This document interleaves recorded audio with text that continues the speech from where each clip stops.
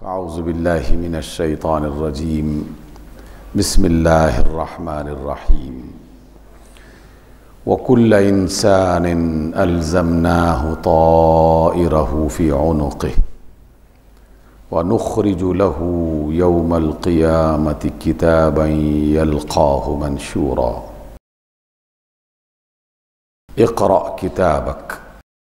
كفى بنفسك اليوم عليك حسيبا من اهتدى فإنما يهتدي لنفسه ومن ضل فإنما يضل عليها ولا تزر وازرة وزر أخرى وما كنا معذبين حتى نبعث رسولا صدق اللہ مولانا العظیم۔ سورہ بنی اسرائیل جس کی آیت نمبر 13 اور 14 اور 15 تین آیتیں آپ کے سامنے تلاوت کی گئی ہیں۔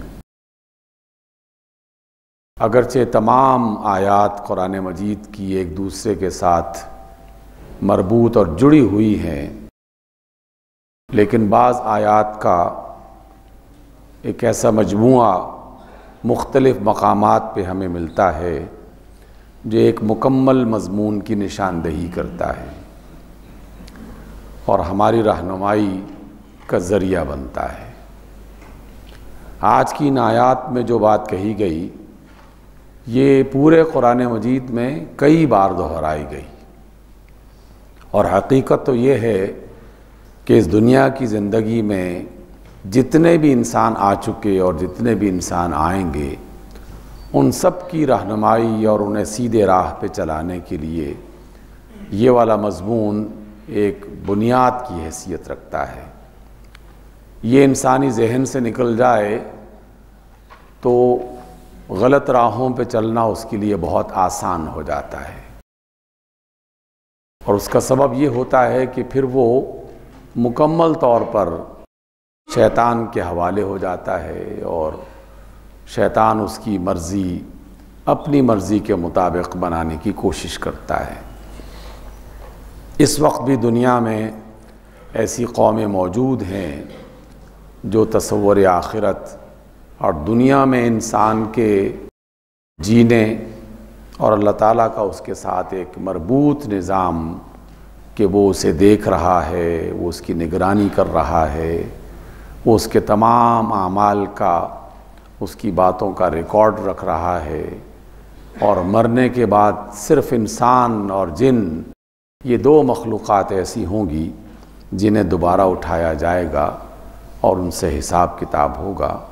دنیا میں اب بھی لاکھوں کروڑوں انسان ہیں کہ جو اس بات کو تسلیم نہیں کرتے۔ جب وہ نہیں کرتے تو پھر اپنے اپنے انداز کے راستے انہوں نے بنا رکھے ہیں۔ شاید کسی مجلس میں نے ذکر کیا ہو، ہمارے یہاں یونیورسٹی میں افریقہ کے بعض ممالک، بلکہ ایک بڑی تعداد میں مختلف ممالک کے طلباء پڑھتے تھے اور اب بھی پڑھتے ہیں۔ ایک بار ایک پروگرام میں انہوں نے اپنے ایک ملک کا منظر دکھایا ویڈیو کیسٹس کی شکل میں، کہ ایک شخص ان کے علاقے میں مرتا ہے، وہاں کا جو بھی مذہبی پیشوا ہے مسلمان نہیں تھا، وہ ایک گروہ کی شکل میں ایک مختصر سے جلوس کی شکل میں اس کی لاش کو ایک پہاڑی علاقے میں لے جاتے ہیں، اور وہاں ایک بڑی چٹان پر اس کی لاش کو، اس مرے ہوئے انسان کی لاش کو لٹا کر مذہبی پیشوا ایک بڑا خنجر نکالتا ہے، پہلے اس کا سینہ چیرتا ہے اور اس میں سے دل نکال کر آس پاس بیٹھے ہوئے کتے، کوے، چیلیں ان کو کھلا دیتا ہے، پھر اس کا جگر نکالتا ہے، پھر وہ کھلا دیتا ہے، پھر اس کے دونوں بازو کاٹتا ہے، پھر وہ کھلا دیتا ہے، پھر اس کی دونوں ٹانگیں کاٹتا ہے، پھر وہ کھلا دیتا ہے۔ جب یہ منظر میں نے جب دیکھا تو بلا مبالغہ 1-2 ہفتے تک کھانا کھانے کو جی نہیں جا رہا تھا، اتنا کریہ اور اتنا مکروہ قسم کا منظر تھا۔ اس کی لاش کو ٹکڑے ٹکڑے کر کے جانوروں میں کھلا کے وہ لوگ رقص کرتے ہیں، اور وہ مذہبی پیشوا کوئی مذہبی گانا یا کوئی گیت یا کچھ کلمات وہ زبان سے نکالتا ہے، اور بتانے والے نے بتایا کہ اب یہ اپنے لوگوں سے یہ کہہ رہا ہے کہ ہم نے اس مرے ہوئے انسان کے ٹکڑے کر کے جانوروں پرندوں کو کھلا دیا ہے، بات ختم ہو گئی، اب اس کے بعد کوئی حساب کتاب نہیں، کوئی آخرت نہیں، کوئی جزا سزا نہیں، دنیا کے ان معاملات سے آزاد ہو گیا۔ اس طرح کی بہت ساری قومیں ہیں جو یہ کر رہی ہیں، لیکن اللہ رب العزت نے پہلے رسول سے لے کر آخری رسول تک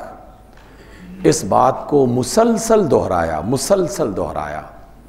اور اتنے پیرائے اس کے لیے استعمال کیے، اور اس میں بہت ہی عجیب و غریب قسم کی، بہت ہی عجیب و غریب اور عظیم حکمتیں اس کے اندر سے ہمیں ملتی ہیں۔ آج کی ان آیات کو مختصر وقت میں ہم سمجھنے کی کوشش کرتے ہیں۔ رب ذوالجلال فرماتے ہیں کہ وَكُلَّ إِنسَانٍ أَلْزَمْنَاهُ طَائِرَهُ فِي عُنُقِهِ، ہر ایک انسان کی قسمت، اس کا نصیب ہم نے اس کی گردن کے ساتھ چپکا رکھا ہے، جوڑ رکھا ہے۔ یہ عربی زبان کا ایک محاورہ ہے۔ اس محاورے کا مطلب یہ ہے کہ کوئی چیز کسی کے ساتھ جوڑ دی جائے، منسلک کر دی جائے، جو اس سے الگ نہ ہو سکے، اور اسی سے یہ جو لفظ آج کی اس آیت میں استعمال ہوا الزمنا، اسی سے ہم لازمی کا لفظ استعمال کرتے ہیں کہ یہ 5 سبجیکٹس ہیں، اس میں یہ 3 لازمی ہیں، کمپلسری ہیں، یعنی اس کو تم نہیں چھوڑ سکتے۔ اسی سے ہم نے لفظ ملازم اختیار کیا کہ یہ بندہ فلاں ادارے کا ملازم ہے، یعنی اس ادارے کے ساتھ جڑا ہوا ہے، یہ اس کے نظام سے الگ نہیں ہو سکتا۔ اگر وہ واقعی اس سے کچھ تنخواہ لینا چاہتا ہے، کچھ بینیفٹس حاصل کرنا چاہتا ہے، تو یہ اس کا ملازم ہے۔ ملازم جڑے ہوئے ساتھ منسلک کسی فرد کو کہا جاتا ہے۔ اللہ فرماتے ہیں کہ ہم نے ہر بندے کا نصیب اور اس کی قسمت اس کے ساتھ جوڑ رکھی ہے، اور جوڑنے کا ایک یہاں جو منفرد انداز استعمال کیا گیا ہے وہ آج کی سائنس اور ٹیکنالوجی سے تعلق رکھنے والے لوگوں کے لیے قابل غور بات ہے۔ یہ ہم نے اپنی آنکھوں سے دیکھ لیا، ہماری دنیا میں اب یہ بات کوئی انہونی اور انوکھی بات نہیں ہے کہ آپ ایک سوئچ بیٹھے بیٹھے اس کو ٹچ کریں اور اس سے بہت دور فاصلے پر ایک مشین ہے وہ حرکت میں آ جاتی ہے، درمیان میں کوئی تار نہیں، وائرلیس سسٹم ایسا بنا دیا گیا، اور اب تو اس کو مزید بہت ہی زیادہ لطیف بنا دیا گیا ہے کہ آپ پلکوں کے جھپکنے سے مشینیں چلا سکتے ہیں اور پلکوں کے جھپکنے سے اسے بند کر سکتے ہیں، ہاتھ کے اشارے سے اسے چلا سکتے ہیں اور ہاتھ کے اشارے سے اسے بند کر سکتے ہیں۔ اپنا چہرہ کسی موبائل کے سامنے لے کے آئیں وہ آن ہو جائے گا، اپنا چہرہ ہٹا دیں تو وہ آف ہو جائے گا۔ تو ہم نے یہ فضا میں ایک ایسی لطیف چیز دریافت کر لی کہ یہ کچھ ذرات ہیں، یہ کچھ ویوز ہیں، یہ کچھ لہریں ہیں جنہیں سے انسان نے اپنے قابو میں کر لیا ہے، اور اس کی وجہ سے انسانوں کے بنائی ہوئی مشینیں اس کے اختیار میں آ جاتی ہیں، اس کو چلاتا ہے۔ ہماری انسان کی عقل کتنی بڑی عقل ہے، سارے جہان میں موجود انسانوں کا دماغ اور ان کی عقل اکٹھی کر لی جائے تو اللہ تعالیٰ کا جو علم ہے اس کے ایک ذرے کے برابر نہیں ہے، اس کے ذرے کے برابر نہیں ہے۔ اور اس اللہ نے کہا کہ ہم نے ہر ایک انسان کی قسمت اس کے ساتھ چپکا دی ہے۔ ایک ایسی چپ اللہ تعالیٰ نے ہمارے جسم، ہمارے خون، ہمارے ڈی این اے کا حصہ بنا دیا ہے کہ میں جو کچھ کہوں خود بخود وہ اس میں ریکارڈ ہو جائے گا، میں جو کچھ کروں خود بخود اس کی تصویریں وہاں منتقل ہو جائیں گی، اور یہ انسان کے قریب، یا عنق عربی زبان میں گردن کو کہا جاتا ہے، اس کا مطلب ہے بہت ہی قریب، اس سے زیادہ اور کیا قریب کوئی چیز ہو سکتی ہے۔ تو اللہ نے کہا کہ جناب ہم نے آپ کا نصیب آپ کے اتنا قریب رکھا ہوا ہے کہ وہ تمہارے جسم کا حصہ ہے، تم جو کچھ سوچو، جو کچھ کرو، جو کچھ بولو، وہ سب کچھ اس میں ریکارڈ کیا جا رہا ہے اور ہو رہا ہے۔ اس بات کو واضح کرنے کے لیے اس آیت کا دوسرا حصہ وہ مدد دیتا ہے۔ اللہ نے فرمایا کہ وَنُخْرِجُ لَهُ يَوْمَ الْقِيَامَةِ كِتَابًا يَلْقَاهُ مَنْشُورًا، وہ نصیب جو ہم نے اس کے بہت ہی قریب رکھا ہوا ہے، جو اس کے اعمال کو، اس کے اقوال کو، اس کی باتوں کو ریکارڈ کر رہا ہے، یہ قیامت کے روز ایک کھلی کتاب کی شکل میں ہم اس کے سامنے پیش کر دیں گے۔ کھلی کتاب کی شکل میں، کھلی کتاب کی شکل میں، یہ کوئی انہونی بات نہیں رہی آج کی دنیا میں۔ آپ کے موبائل پہ ایک میسج آتا ہے، وہ میسج اس اسکرین کا حصہ ہے، لیکن آپ اس اسکرین کو کسی کمپیوٹر کے ساتھ جوڑ دیں اور اسے کسی پرنٹر کے ساتھ جوڑ دیں تو وہ جو خیال اس کے اندر لکھا ہوا ہے وہ کتاب کی شکل میں باہر آنا شروع کر دیتا ہے، اور ہم اسے ایک کتاب بنا کے لوگوں کے سامنے پیش کر دیتے ہیں۔ یہ تو ہم کر رہے ہیں۔ تو اللہ رب العزت نے فرمایا کہ تمہارا نصیب، اور تمہارا نصیب کیا ہے؟ تمہاری زندگی کا پورا ریکارڈ، روز اول سے لے کر جب سے مجھے شعور عطا کیا گیا اس روز آخر تک، جب تک میرا سانس چلتا رہے گا، اس پوری زندگی کا مکمل ریکارڈ وہ ہم نے تمہارے جسم کا حصہ بنا دیا ہے، تمہارے ڈی این اے میں اس طرح چھپا دیا ہے کہ تمہیں اب نظر نہیں آ رہا، لیکن حشر کے میدان میں اچانک ہم حکم دیں گے اور تمہارے اندر ہی سے ایک کتاب کھلی ہوئی تمہارے سامنے آ جائے گی،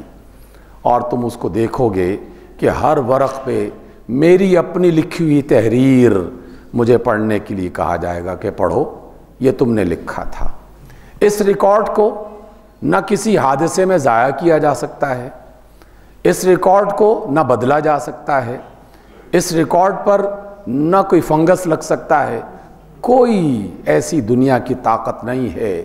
جو میرے اعمال اور میری زندگی کے گزرے ہوئے لمحوں کے اس ریکارڈ کو ضائع کر سکے، تبدیل کر سکے،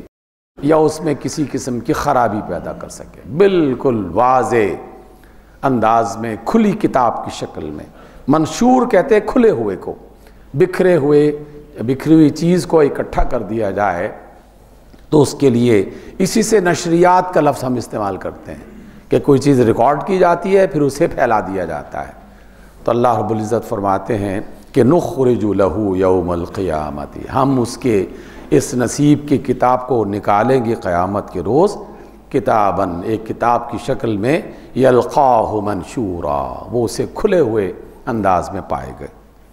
پھر اللہ کے فرشتے اسے کہیں گے، ہر ایک انسان کو ایک الگ آواز دی جائے گی، یہ آواز بالکل واضح اور جملہ بالکل کلیئر، اس میں کوئی ابہام نہیں، کوئی الجھن نہیں ہے۔ سنیے اور سمجھنے کی کوشش کیجئے۔ مجھ سے اور آپ سے قیامت کے روز کہا جائے گا، اقرأ کتابک، پڑھو اپنی کتاب، یہ جو تم نے لکھی تھی، جو میں نے لکھی تھی۔ اقرأ کتابک کفیٰ بنفسک اليوم علیک حسیبا، کافی ہے آج تیرے لیے حساب کے اعتبار سے، تمہارا احتساب کرنے کے لیے تمہاری اپنی کتاب ہی کافی ہے،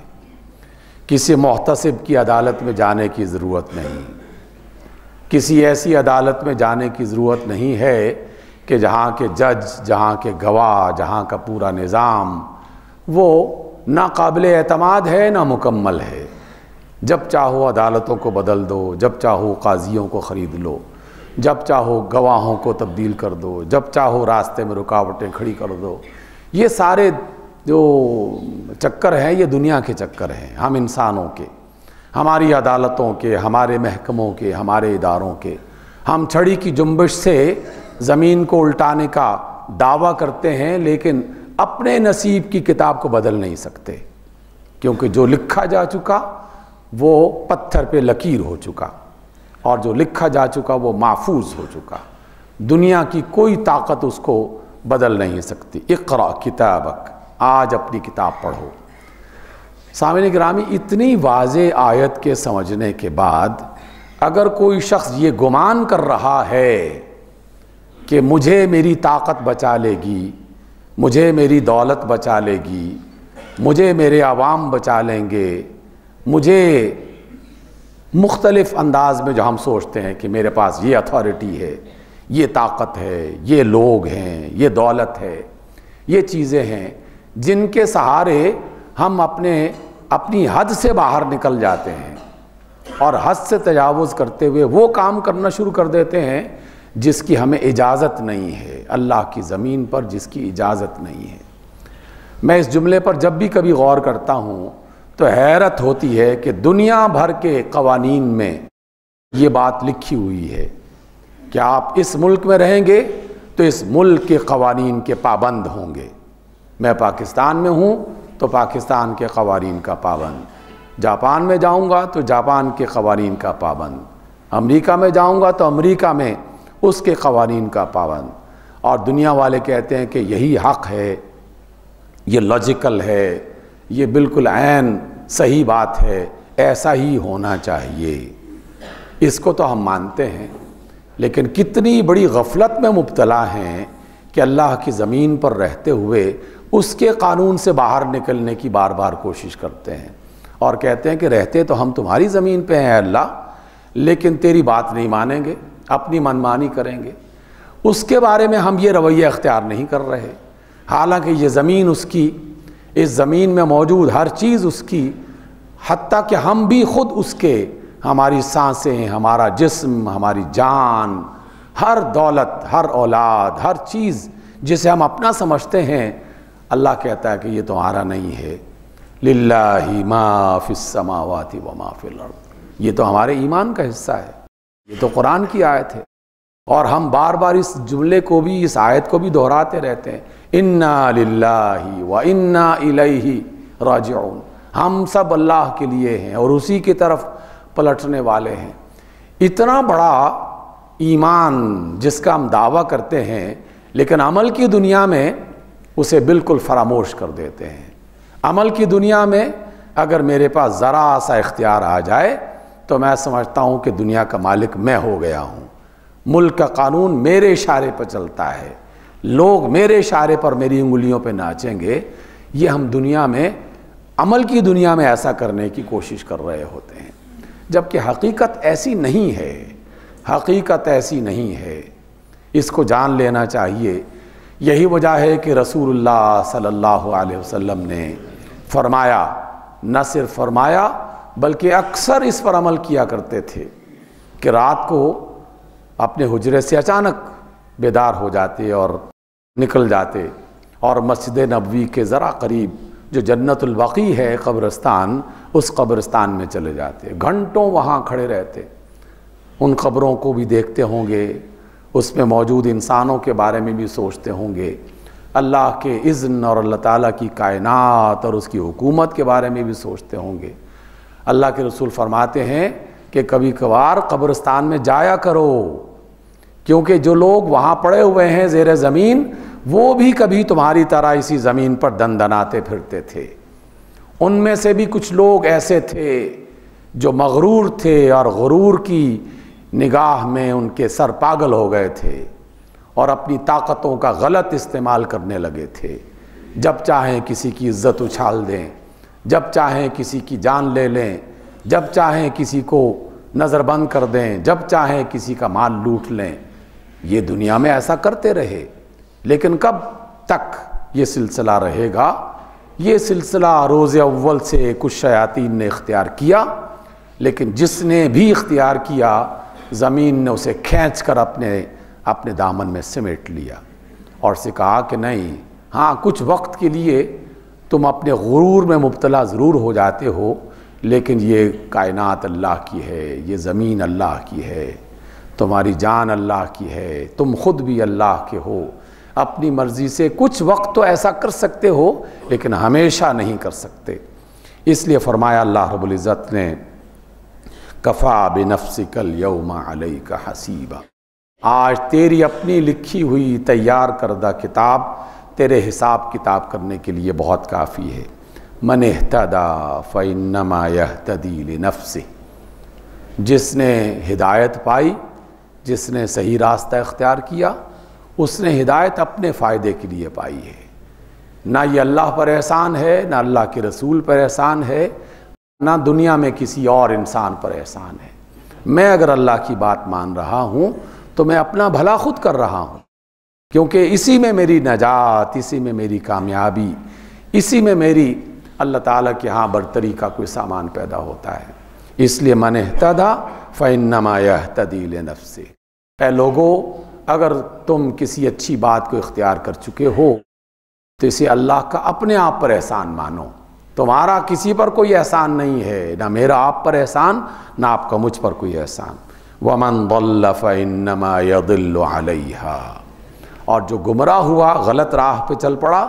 تو اس کی گمراہی اسی کے لیے وبال جان بنے گی، اسی کے لیے مصیبت بنے گی۔ اور اللہ نے فرمایا،